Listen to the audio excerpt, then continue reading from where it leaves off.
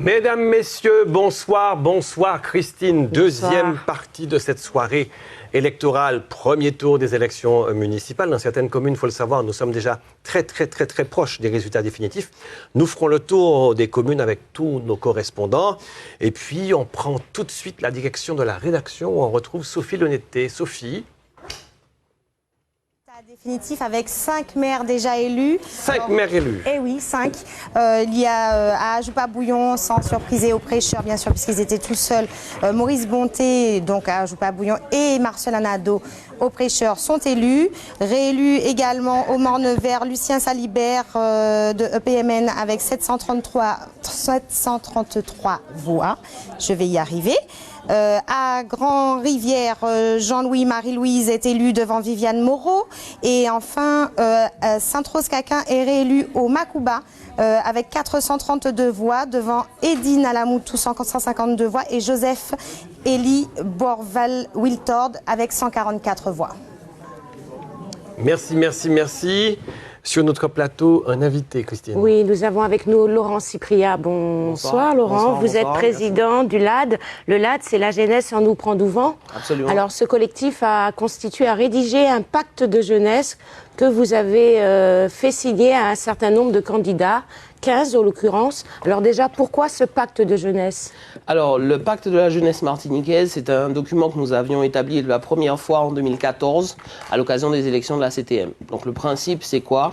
C'est de sortir de l'appellation jeunesse, terme fourre-tout, dans lequel on ne fait aucune distinction socio-économique entre les jeunes, leurs aspirations qui peuvent être différentes. On l'a vu dans vos reportages précédents, dans vos questions sur notamment les primo-votants, et le rôle qu'ils ont à mener en fait tout au long d'une mandature. Voter, c'est un choix. Qu'on soit jeune ou moins jeune, il faut le choisir, il faut le décider de le faire. Et sur cette base-là, c'est ensuite que va se poser la question de savoir comment on va s'investir dans l'action de la commune. Là, on est sur des questions sanitaires majeures, mais peut-être demain, ce sera d'autres types de questions urbanistiques, techniques, agricoles et autres. Donc, dans tous les cas, ça permet également aux jeunes de pouvoir s'intégrer à tout moment dans l'action et dans la vie politique. Et tous les signataires, donc ce n'est pas un blanc-seing, ces signataires-là, nous les suivons. Donc, à mi-mandat, nous établissons un bilan. Et enfin, en fin de mandat, quand ils sont élus, bien évidemment, nous établissons également un bilan de fin de mandat, donc en 3 et 6 ans, afin de déterminer si oui ou non ils ont suivi les engagements qu'ils avaient pris. C'est une forme de contractualisation politique qui engage véritablement les têtes de liste signataires. 15 candidats ont signé, 4 ont refusé. Pourquoi ? Comment vous avez interprété ce refus ? Alors heureusement, les chiffres ont beaucoup évolué, correctement évolué. On est maintenant à 21 signatures.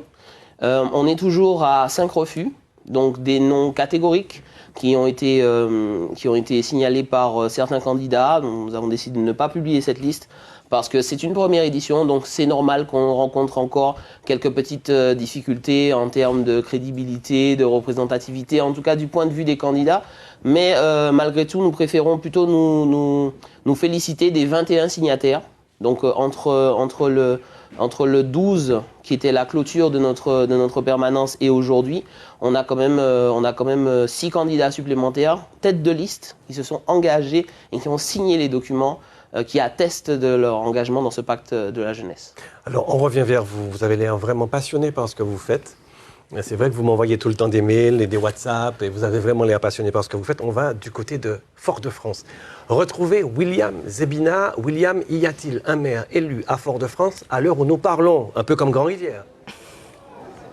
Vous allez un petit peu vite, Franck, vous le savez, Fort-de-France est une grosse commune avec 60 bureaux, plus de 60 000 inscrits. Ce que je peux vous dire ici, au bureau numéro 1 centralisateur à Fort-de-France en mairie, c'est qu'il y a de nombreuses urnes qui arrivent. Vous pouvez voir la file interminable derrière moi d'assesseurs qui arrivent avec les urnes, en train de les remettre au service des élections. Je peux d'ores et déjà vous donner les résultats pour 19 bureaux à Fort-de-France. Alors, le taux de participation pour ces 19 bureaux est de 25,59%, avec en tête Didier Laguerre avec 2857 voix. En deuxième position, Francis Carole avec 768 voix. Vient ensuite Nathalie Josse avec 351 voix. puis Miguel Laventure avec 204 voix. Et enfin, Marie Surélie ferme la marche avec 63 voix ici à Fort-de-France pour le moment, Franck. Et ça n'arrête pas d'arriver. Bien sûr, on se retrouve dans un instant. Je compile les nouvelles arrivées d'urnes et je reviens vers vous pour vous annoncer les prochains résultats. Merci, William. On se retrouve tout à l'heure. Alors justement, nous disions tout à l'heure que vous aviez 15 candidats qui avaient signé le pacte de la jeunesse. Est-ce que parmi les maires qui sont... 21, oui. Est-ce que parmi les maires qui sont réélus dès le premier tour, il y a des signataires? Oui. On a parlé de Maurice Bonté, de Marcelin Nadeau. Oui, on a Marcelin Nadeau qui est l'un des premiers signataires et nous tenons à le remercier chaleureusement de son soutien. Donc, comment ça va se passer pour lui? Comment ça s'est passé, en fait, toute cette histoire? D'abord, il y a eu une première étape qui a commencé en décembre. À l'époque, la question du coronavirus, les questions sanitaires n'étaient pas aussi prégnantes qu'aujourd'hui. Donc, nous avons rassemblé un certain nombre d'associations de jeunes afin de déterminer quelles sont, par rapport à 2014, les priorités qui sont celles de la jeunesse, est-ce qu'elles ont évolué? Donc ce n'est pas quelque chose qui a été construit en interne dans le LAD, c'est vraiment quelque chose qui a été construit collégialement. Et sur la base du document que nous avons eu, nous avons également interrogé sur Facebook environ 150 personnes afin de savoir si eux-mêmes avaient des priorités particulières. Quand on veut s'exprimer au nom de la jeunesse, on peut toujours prendre le risque, même si je suis jeune moi-même. Monsieur Cyprien, pardonnez-moi, on va directement au François. Pardonnez-moi, c'est comme ça, les soirées électorales, vous allez vous habituer. On va directement au François. Rejoindre Stéphanie Octavia. Stéphanie, vous avez des résultats à nous annoncer? Oui, j'ai des résultats à vous communiquer. Alors, il ne s'agit pas des résultats pour l'ensemble de la commune. Nous sommes ici à l'extérieur, juste en face de la commune. Si vous regardez donc sur le côté, sur la petite place qu'il y a entre l'église et la mairie, vous allez voir qu'il y a quelques personnes qui sont dans l'attente justement des résultats définitifs de cette élection au premier tour. Alors, j'ai avec moi les résultats de 4 bureaux sur 15.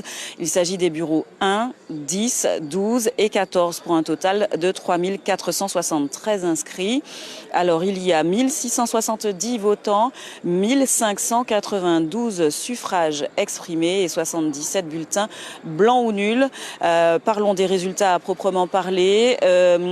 Alain-Claude Lagier remporte 590 voix, Samuel Tavernier 616, Karine Mousseau 215, François-Christophe Ursulé 133 et enfin Victor Grandin 31 voix. Je rappelle donc qu'il s'agit de 4 bureaux sur 15, les bureaux 1, 10, 12 et 14. La participation également, pour rappel, ici au François, était de 39,06% pour 16 194 inscrits. À tout à l'heure pour d'autres résultats.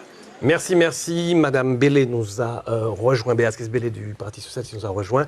Mais Monsieur Cyprien, je vous ai interrompu, désolé. Aucun problème, c'est normal.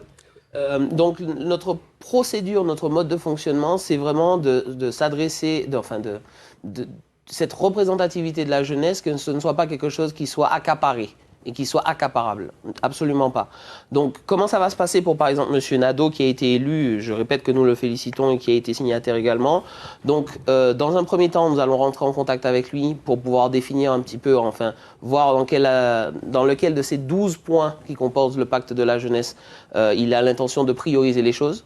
Ensuite, dans 3 ans, nous ferons un premier bilan de mi-étape sur lequel nous ferons un communiqué de presse, et évidemment, en fin d'étape, pour savoir définitivement qu'est-ce qui a été réalisé ou pas.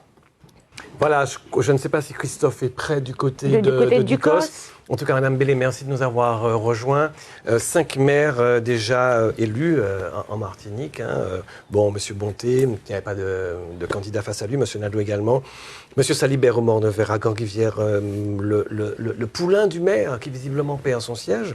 Et puis à Macouba, Sainte-Rose Caquin qui est réélu. Est-ce que vous avez un commentaire? Sainte-Rose Caquin qui devient le plus vieux maire élu de Martinique, peut-être avec celui des Trois-Îles, s'il est élu. En termes de longévité. En termes de longévité, est-ce que vous avez-vous, le doyen des maires de la Martinique, est-ce que vous avez-vous un commentaire à faire par rapport à ça? Bonsoir à vous, bonsoir à Monsieur Cyprien et bonsoir aux téléspectateurs.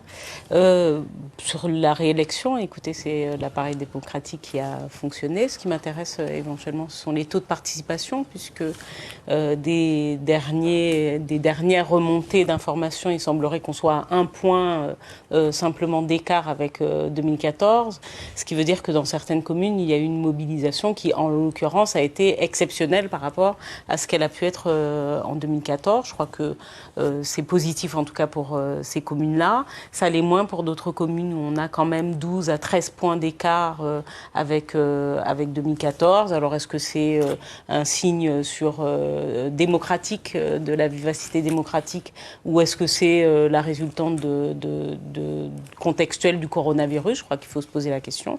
Et puis on félicite évidemment les maires qui ont été élus. Justement, on va retrouver Christophe Arnorin depuis Ducos. Bonsoir Christophe. Avez-vous des résultats à nous communiquer? Rebonsoir Christine et rebonsoir Franck.